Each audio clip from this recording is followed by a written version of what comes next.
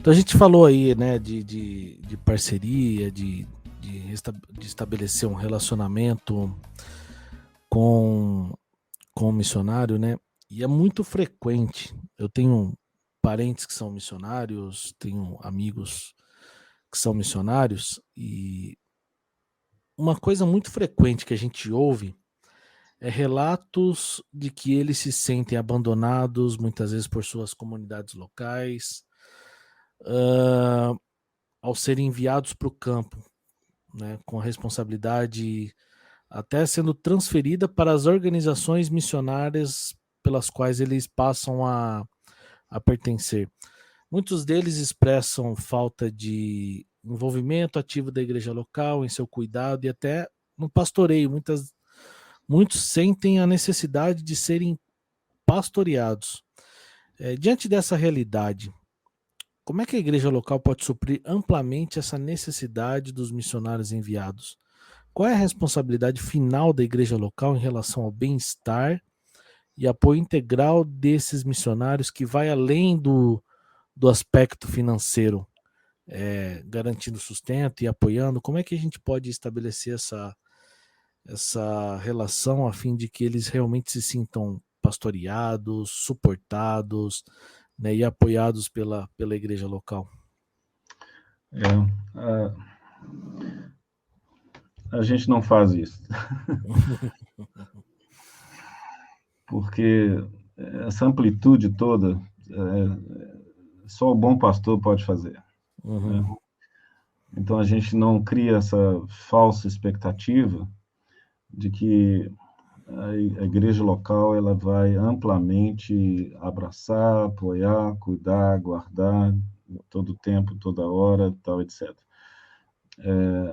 Apenas o bom pastor pode fazer isso para um missionário que esteja na África, né, na Oceania, ou qualquer outro lugar, ou numa nação indígena aqui no país, ou até mesmo aqui próximo da gente, no norte de Minas.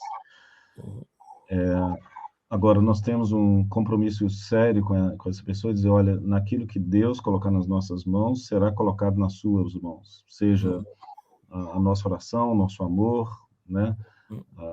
A compaixão, de dar as mãos, dar o ombro, né? Fazer parte, participar junto com aquilo que Deus te chamou para fazer, realizar, e nós cremos que aquele que chamou, ele vai completar a obra, ele vai cuidar.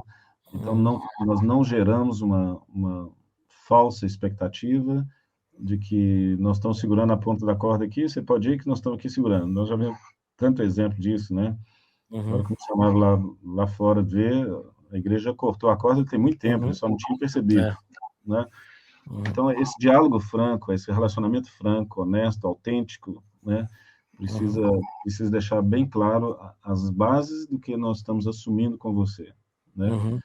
O que essa igreja está se comprometendo com você. Então, sem falsas expectativas.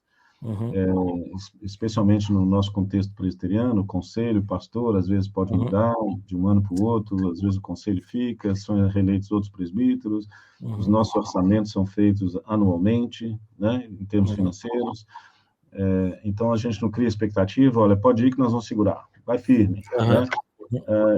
A gente não faz isso porque a gente acha que seria criar uma falsa expectativa dele. Mas, ainda que não, ele tenha uma necessidade, seja social, seja uma necessidade física, uma necessidade espiritual, ele tem a liberdade de compartilhar conosco, e naquilo que Deus nos suprir, a gente contribui, né? Seja um relógio de oração por 24 horas, para servir de apoio espiritual para uma necessidade que o missionário tenha, uma ligação de telefone, identificar algum médico que possa atender, assim. Então, o que a gente faz é não fazer isso. A gente não promete isso, a gente não cria essa expectativa. Né?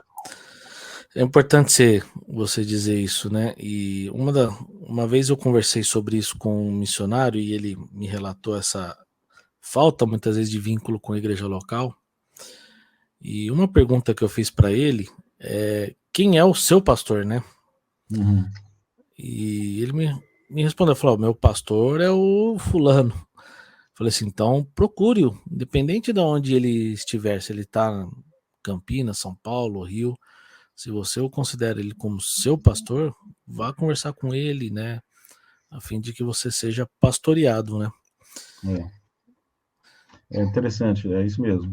Foi bom você ter mencionado isso, porque o missionário ele não faz a obra sozinho. Quando ele é enviado, ele não está sozinho. Não tem nada de subjetividade, tudo totalmente objetivo, né? Uhum. Uma situação hipotética, se um membro da nossa igreja ele é chamado por Deus para ir para a África, como agora, tem um missionário, tem um membro da nossa igreja que está sendo chamado para ir para a Irlanda. Uhum. Ok, é subjetivo, né? Uhum. O que você vai fazer lá? Eu vou servir o Senhor através do futebol, levando o evangelho para crianças e adolescentes através do futebol. Isso é subjetivo, é ele Deus, ele que se sente chamado. Eu não vou dizer que não vou dizer que sim, ele tem a convicção do seu chamado diante de Deus, né? Agora, no momento que ele pisar na Irlanda, estar na Irlanda, é totalmente objetivo. Uhum.